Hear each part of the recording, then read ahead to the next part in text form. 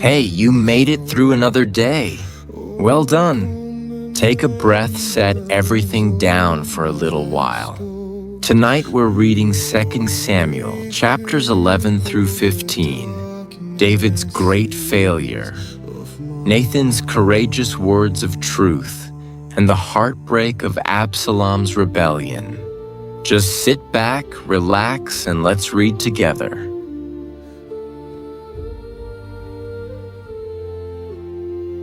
And it came to pass, at the return of the year at the time, when kings go forth to battle, that David sent Joab and his servants with him, and all Israel, and they destroyed the children of Ammon and besieged Rabbah. But David tarried still at Jerusalem. And it came to pass in an evening tide that David arose from off his bed and walked upon the roof of the king's house, and from the roof he saw a woman washing herself, and the woman was very beautiful to look upon. And David sent and inquired after the woman. And one said, "Is not this Bathsheba, the daughter of Eliam, the wife of Uriah the Hittite?" And David sent messengers, and took her, and she came in unto him. And he lay with her, for she was purified from her uncleanness. And she returned unto her house. And the woman conceived, and sent and told David, and said, "I am with child." And David sent to Joab, saying, "Send me Uriah the Hittite." And Joab sent Uriah to David. And when Uriah was come unto him, David demanded of him how Joab did, and how the people did, and how the war prospered. And David said to Uriah, "Go down to your house and wash your feet." And Uriah departed out of the king's house, and there followed him a mess of meat from the king. But Uriah slept at the door of the king's house with all the servants of his lord, and went not down to his house. And when they had told David, saying, "Uriah went not down unto his house," David said unto Uriah, "Did you not come from your journey? Why then did you not go down unto your house?" And Uriah said unto David, "The ark and Israel and Judah abide in tents, and my lord Joab and the servants of my lord are encamped in the open fields. Shall I then go into my house to eat and to drink and to lie with my wife? As you live, and as your soul lives, I will not do this thing." And David said to Uriah, "Tarry here today also, and tomorrow I will let you depart." So Uriah abode in Jerusalem that day and the morrow. And when David had called him, he did eat and drink before him. And he made him drunk. And at evening he went out to lie on his bed with the servants of his lord, but went not down to his house. And it came to pass in the morning that David wrote a letter to Joab, and sent it by the hand of Uriah. And he wrote in the letter, saying, "Set you Uriah in the forefront of the hottest battle, and retire you from him, that he may be smitten and die." And it came to pass, when Joab observed the city, that he assigned Uriah unto a place where he knew that valiant men were. And the men of the city went out and fought with Joab, and there fell some of the people of the servants of David, and Uriah the Hittite died also. Then Joab sent and told David all the things concerning the war, and charged the messengers, saying, "When you have made an end of telling the matters of the war unto the king, and if so be that the king's wrath arise, and he say unto you, Why approached you so near unto the city when you did fight? Knew you not that they would shoot from the wall? Who smote Abimelech the son of Jerubbesheth? Did not a woman cast a piece of a millstone upon him from the wall, that he died in Thebez? Why went you near the wall? Then say you, your servant Uriah the Hittite is dead also. So the messenger went and came and showed David all that Joab had sent him for. And the messenger said unto David, Surely the men prevailed against us, and came out unto us into the field. And we were upon them even unto the entering of the gate. And the shooters shot from off the wall upon your servants, and some of the king's servants be dead, and your servant Uriah the Hittite is dead also. Then David said unto the messenger, Thus shall you say unto Joab, Let not this thing displease you, for the sword devours one as well as another. Make your battle more strong against the city, and overthrow it and encourage you him. And when the wife of Uriah heard that Uriah her husband was dead, she mourned for her husband. And when the mourning was past, David sent and fetched her to his house, and she became his wife, and bore him a son. But the thing that David had done displeased the Lord.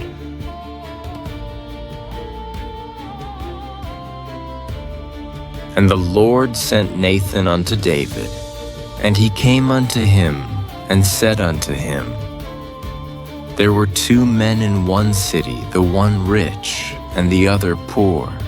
The rich man had exceeding many flocks and herds, but the poor man had nothing, save one little ewe lamb, which he had bought and nourished up, and it grew up together with him and with his children. It did eat of his own meat, and drank of his own cup, and lay in his bosom, and was unto him as a daughter. And there came a traveler unto the rich man, and he spared to take of his own flock and of his own herd, to dress for the wayfaring man that was come unto him, but took the poor man's lamb, and dressed it for the man that was come to him. And David's anger was greatly kindled against the man, and he said to Nathan, As the Lord lives, the man that has done this thing shall surely die, and he shall restore the lamb fourfold, because he did this thing, and because he had no pity. And Nathan said to David, You are the man. Thus says the Lord God of Israel, I anointed you king over Israel, and I delivered you out of the hand of Saul. And I gave you your master's house and your master's wives into your bosom, and gave you the house of Israel and of Judah. And if that had been too little, I would moreover have given unto you such and such things. Wherefore have you despised the commandment of the Lord, to do evil in his sight? You have killed Uriah the Hittite with the sword, and have taken his wife to be your wife, and have slain him with the sword of the children of Ammon. Now therefore the sword shall never depart from your house, because you have despised me, and have taken the wife of Uriah the Hittite to be your wife. Thus says the Lord, Behold, I will raise up evil against you out of your own house, and I will take your wives before your eyes, and give them unto your neighbor, and he shall lie with your wives in the sight of this sun. For you did it secretly, but I will do this thing before all Israel and before the sun. And David said unto Nathan, I have sinned against the Lord. And Nathan said unto David, The Lord also has put away your sin, you shall not die. Nevertheless, because by this deed you have given great occasion to the enemies of the Lord to blaspheme, the child also that is born unto you shall surely die. And Nathan departed unto his house. And the Lord struck the child that Uriah's wife bore unto David, and it was very sick.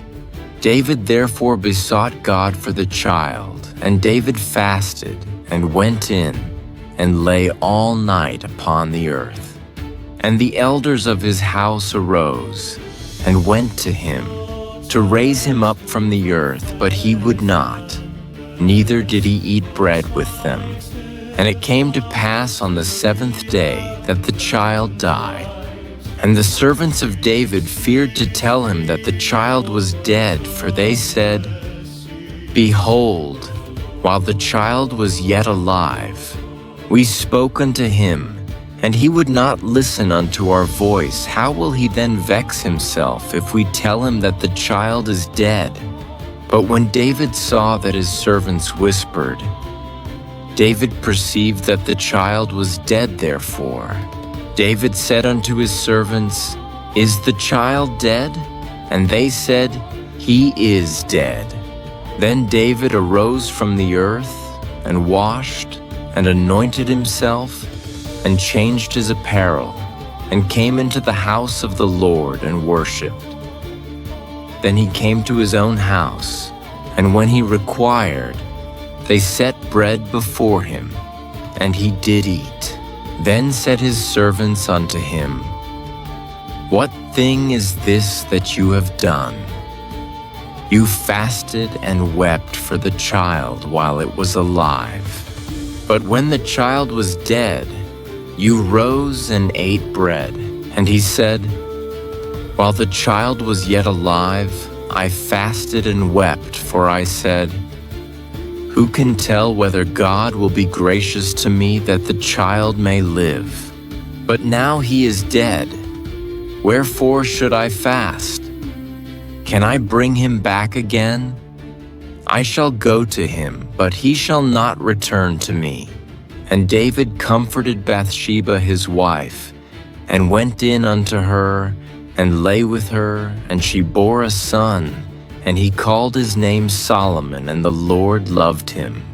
And he sent by the hand of Nathan the prophet, and he called his name Jedediah, because of the Lord. And Joab fought against Rabbah of the children of Ammon, and took the royal city. And Joab sent messengers to David, and said, I have fought against Rabbah, and have taken the city of waters. Now therefore gather the rest of the people together, and encamp against the city, and take it, lest I take the city, and it be called after my name. And David gathered all the people together, and went to Rabbah, and fought against it, and took it. And he took their king's crown from off his head, the weight whereof was a talent of gold with the precious stones, and it was set on David's head. And he brought forth the spoil of the city in great abundance. And he brought forth the people that were therein, and put them under saws, and under harrows of iron, and under axes of iron, and made them pass through the brick kiln. And thus did he unto all the cities of the children of Ammon. So David and all the people returned unto Jerusalem.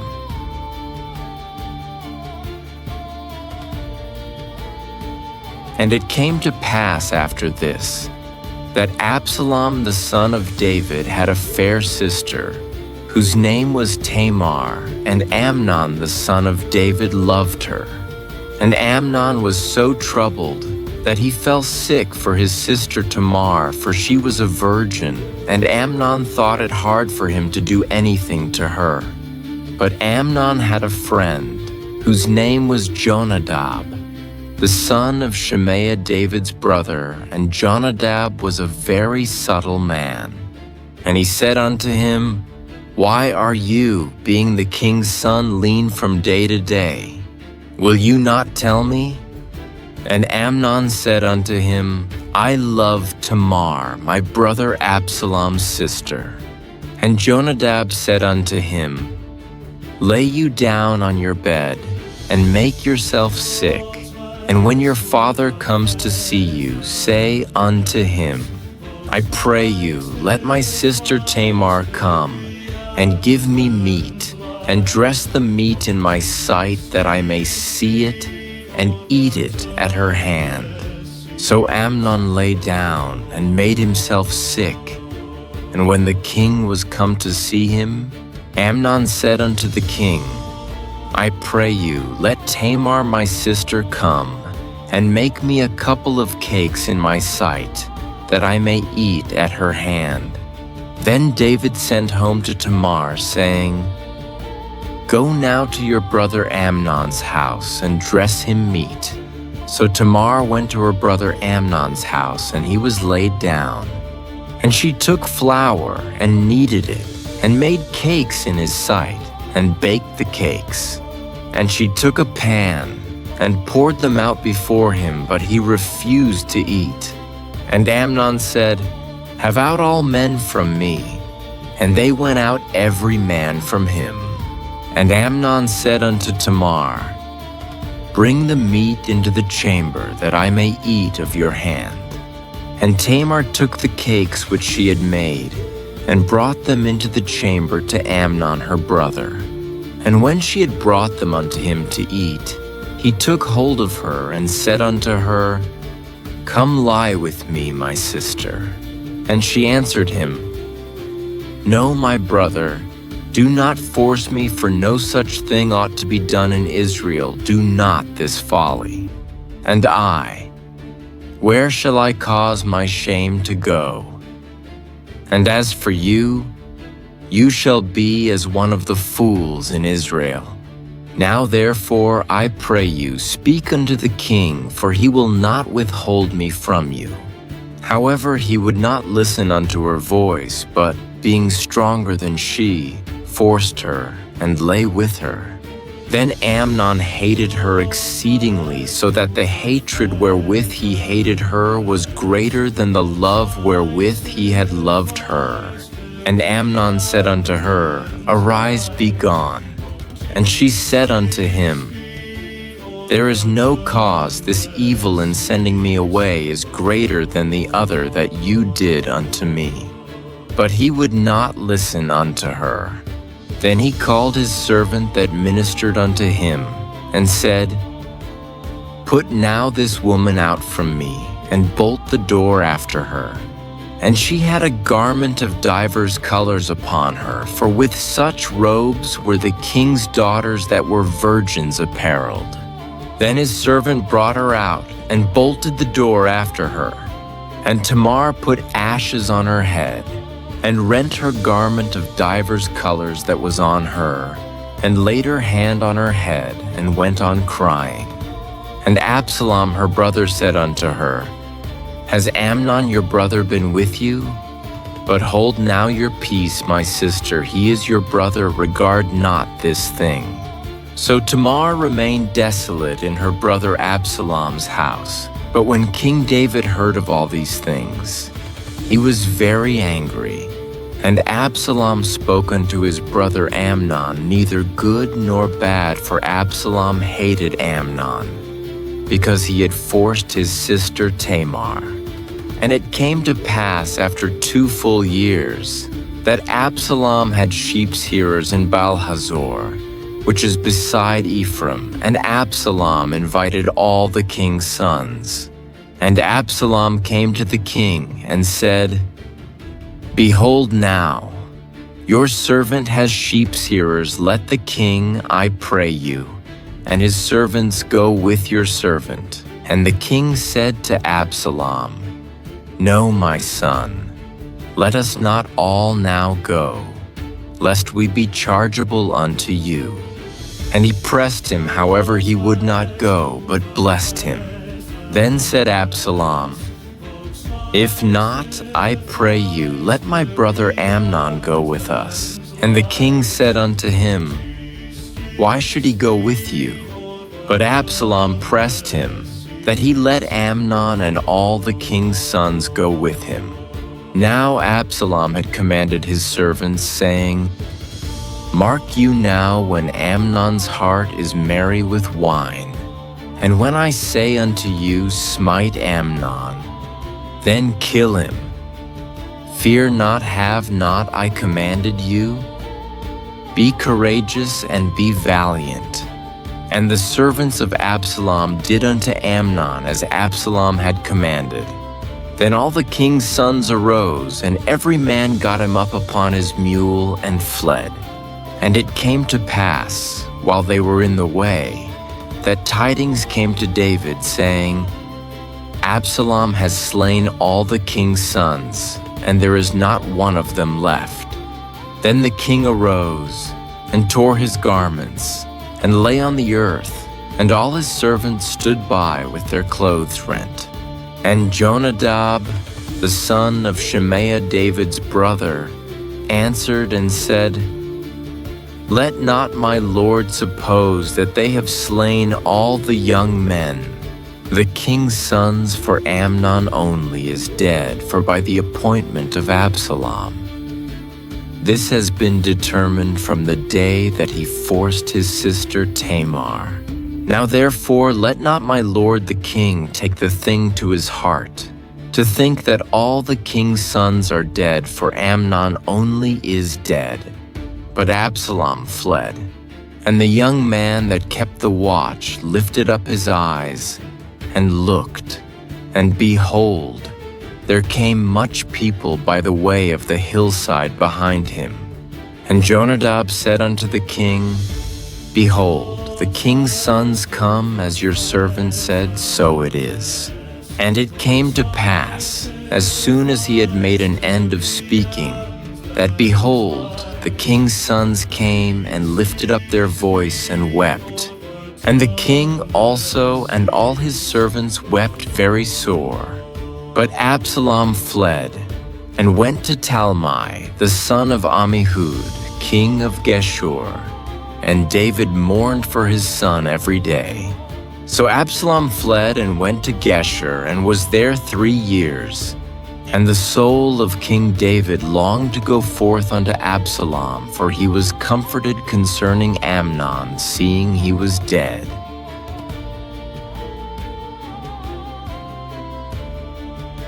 Now Joab the son of Zeruiah perceived that the king's heart was toward Absalom. And Joab sent to Tekoa, and fetched thence a wise woman, and said unto her, "I pray you feign yourself to be a mourner, and put on now mourning apparel, and anoint not yourself with oil, but be as a woman that has a long time mourned for the dead, and come to the king, and speak on this manner unto him." So Joab put the words in her mouth, and when the woman of Tekoa spoke to the king, she fell on her face to the ground, and did obeisance, and said, "Help, O king." And the king said unto her, "What ails you?" And she answered, "I am indeed a widow woman, and my husband is dead. And your handmaid had 2 sons, and they 2 strove together in the field, and there was none to part them. But the one smote the other, and slew him. And behold, the whole family is risen against your handmaid, and they said, Deliver him that smote his brother, that we may kill him, for the life of his brother, whom he slew, and we will destroy the heir also, and so they shall quench my coal, which is left, and shall not leave to my husband neither name nor remainder upon the earth." And the king said unto the woman, "Go to your house, and I will give charge concerning you." And the woman of Tekoa said unto the king, "My lord, O king, the iniquity be on me, and on my father's house, and the king and his throne be guiltless." And the king said, "Whoever says aught unto you, bring him to me, and he shall not touch you any more." Then said she, "I pray you, let the king remember the Lord, your God, that you would not suffer the revengers of blood to destroy any more, lest they destroy my son." And he said, "As the Lord lives, there shall not one hair of your son fall to the earth." Then the woman said, "Let your handmaid, I pray you, speak one word unto my lord the king." And he said, "Say on." And the woman said, "Wherefore then have you thought such a thing against the people of God? For the king does speak this thing as one, which is faulty, in that the king does not fetch home again his banished. For we must needs die, and are as water spilt on the ground, which cannot be gathered up again, neither does God respect any person, yet does he devise means, that his banished be not expelled from him. Now therefore that I am come to speak of this thing unto my lord, the king, it is because the people have made me afraid. And your handmaid said, I will now speak unto the king. It may be that the king will perform the request of his handmaid. For the king will hear, to deliver his handmaid out of the hand of the man that would destroy me and my son together out of the inheritance of God. Then your handmaid said, The word of my lord the king shall now be comfortable, for as an angel of God, so is my lord the king to discern good and bad. Therefore the Lord your God will be with you. Then the king answered and said unto the woman, Hide not from me, I pray you, the thing that I shall ask you. And the woman said, Let my lord the king now speak. And the king said, Is not the hand of Joab with you in all this? And the woman answered and said, As your soul lives, my lord the king, none can turn to the right hand or to the left from aught that my lord the king has spoken for your servant Joab. He bade me, and he put all these words in the mouth of your handmaid.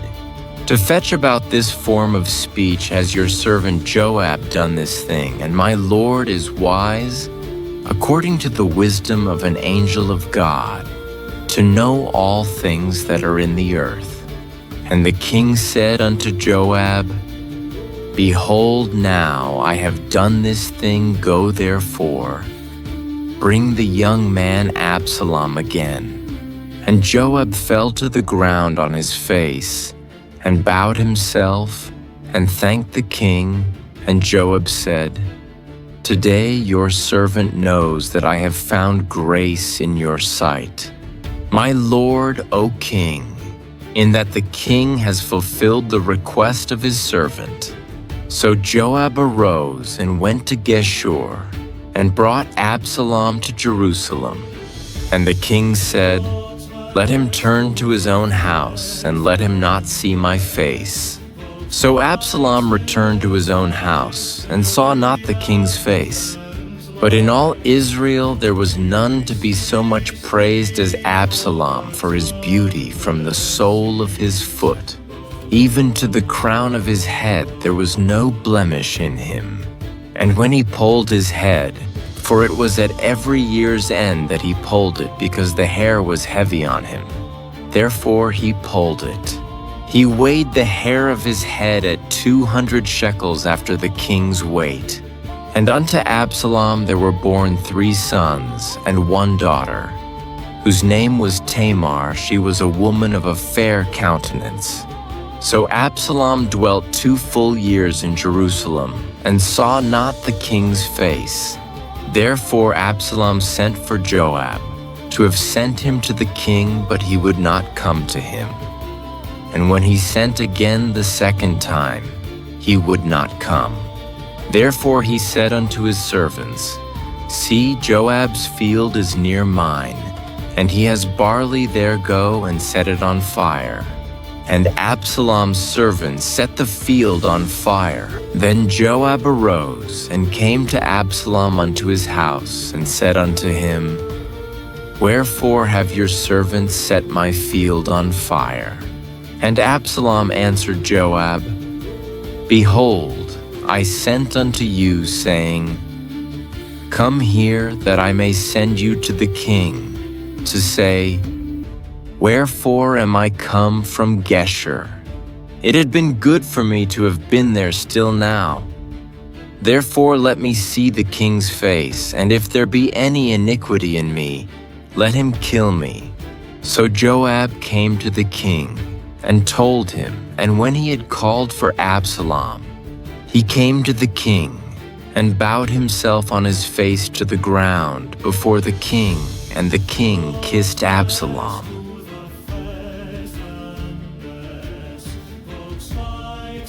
And it came to pass after this, that Absalom prepared him chariots and horses, and 50 men to run before him. And Absalom rose up early, and stood beside the way of the gate. And it was so, that when any man that had a controversy came to the king for judgment, then Absalom called unto him and said, Of what city are you? And he said, Your servant is of one of the tribes of Israel. And Absalom said unto him, See, your matters are good and right, but there is no man deputed of the king to hear you. Absalom said moreover, O that I were made judge in the land, that every man which has any suit or cause might come unto me, and I would do him justice.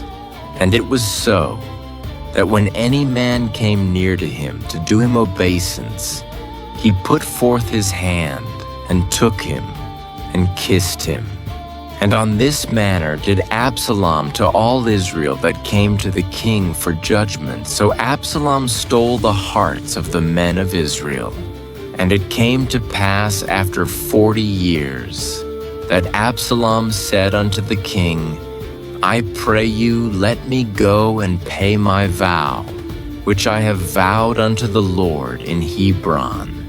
For your servant vowed a vow while I abode at Geshur in Syria, saying, If the Lord shall bring me again indeed to Jerusalem, then I will serve the Lord. And the king said unto him, Go in peace. So he arose and went to Hebron.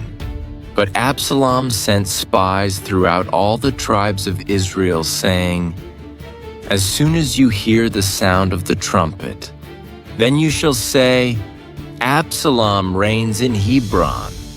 And with Absalom went 200 men out of Jerusalem that were called, and they went in their simplicity, and they knew not anything.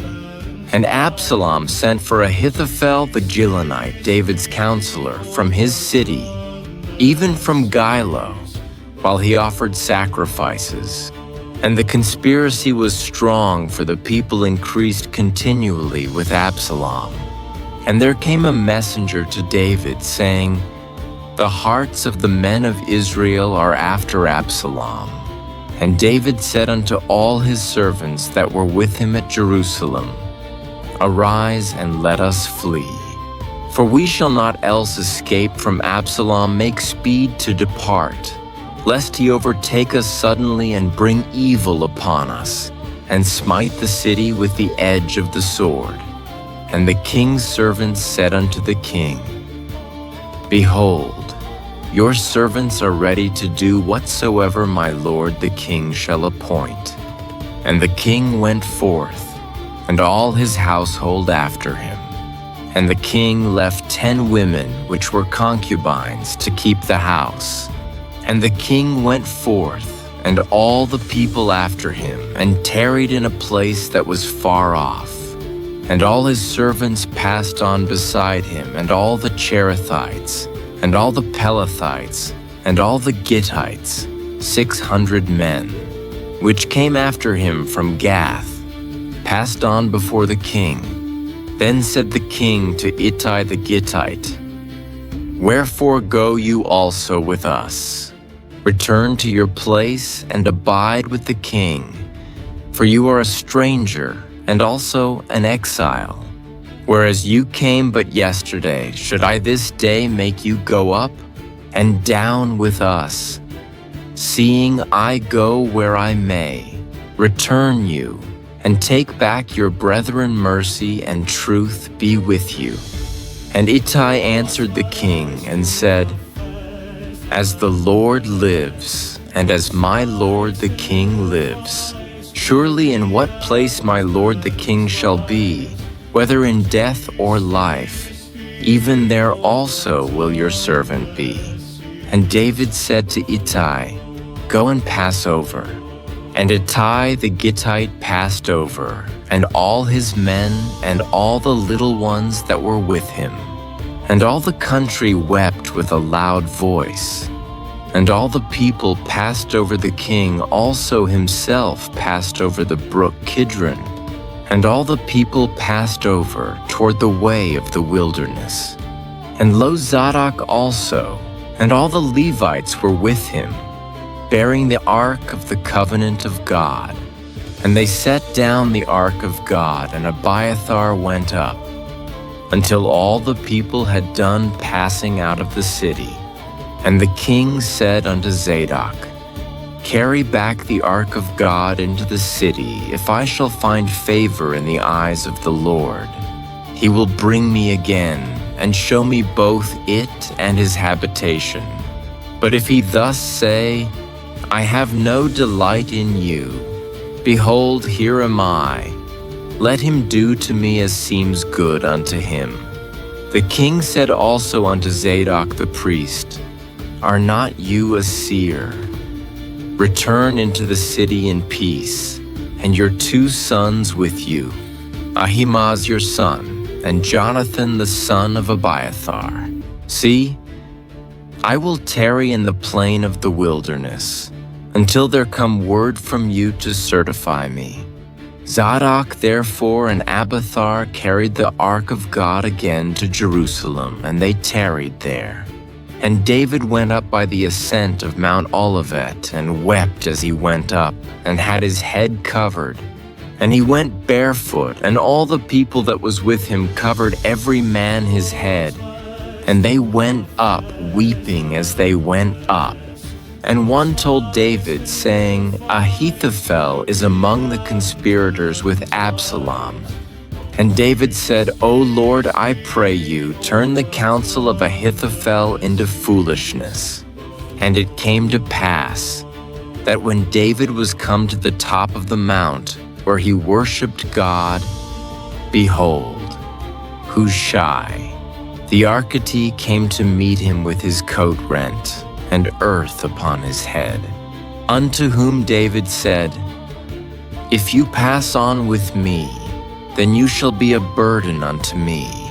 But if you return to the city, and say unto Absalom, I will be your servant, O king, as I have been your father's servant hitherto, so will I now also be your servant. Then may you for me defeat the counsel of Ahithophel. And have you not there with you Zadok and Abiathar the priests? Therefore it shall be, that what things soever you shall hear out of the king's house, you shall tell it to Zadok and Abiathar the priests. Behold, they have there with them their 2 sons, Ahimaaz Zadok's son, and Jonathan Abiathar's son, and by them you shall send unto me everything that you can hear. So Hushai David's friend came into the city, and Absalom came into Jerusalem.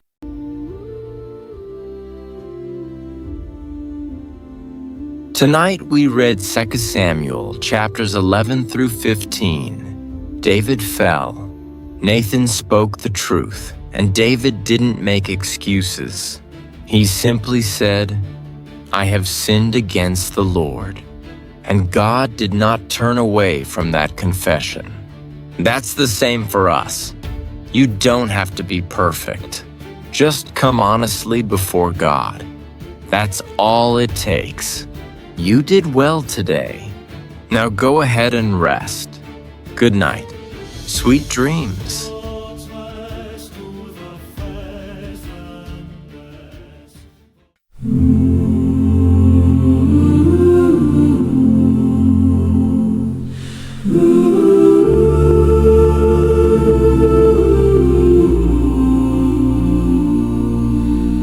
In the season when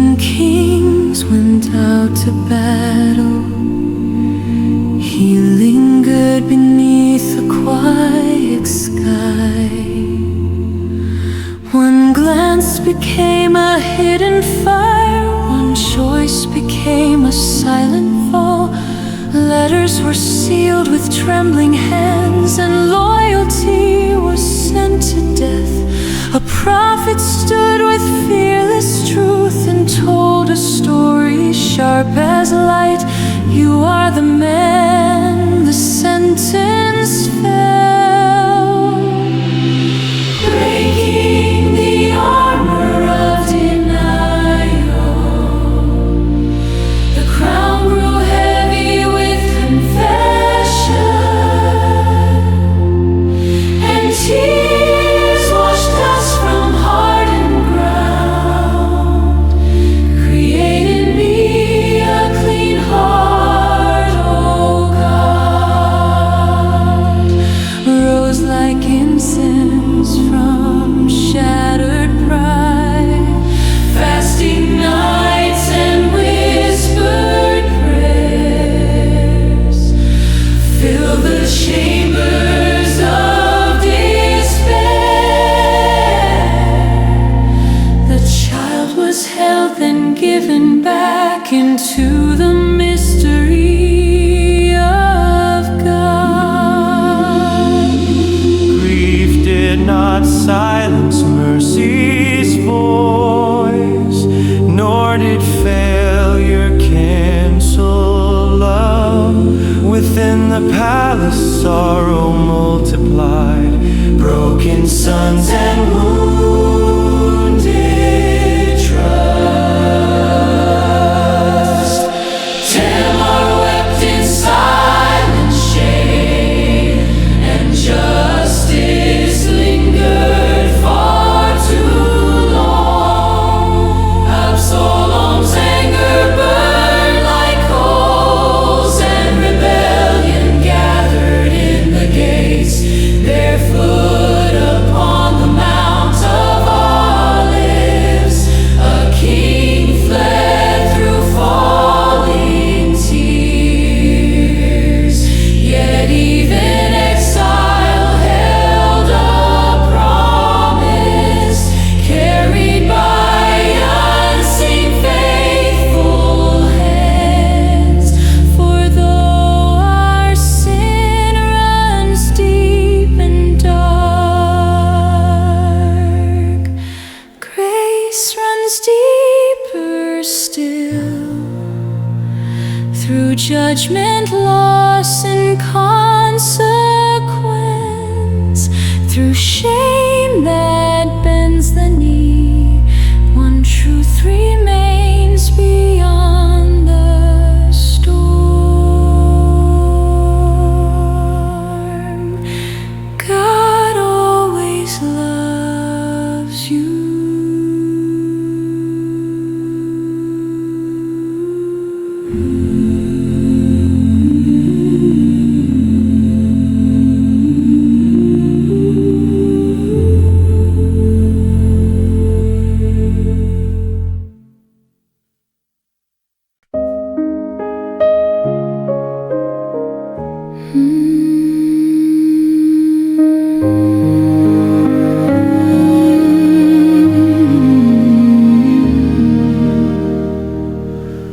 We walk through halls once bright with honor,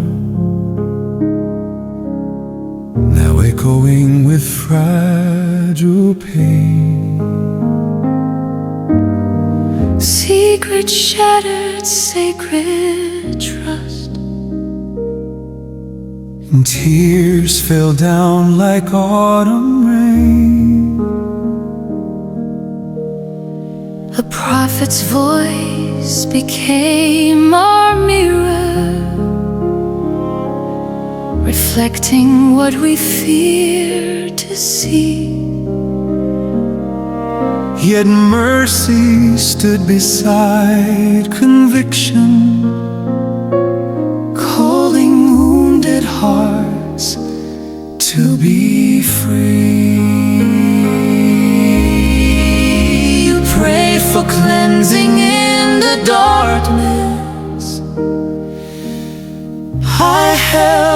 trembling hand. Not every loss can be prevented. Not every wound we understand. The child we loved was placed in heaven, beyond the reach of earthly breath. Still hope was whispered through the sorrow, stronger than the sting of death.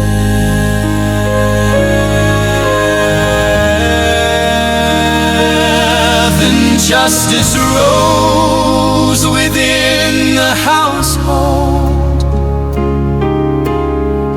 and bitterness began to grow.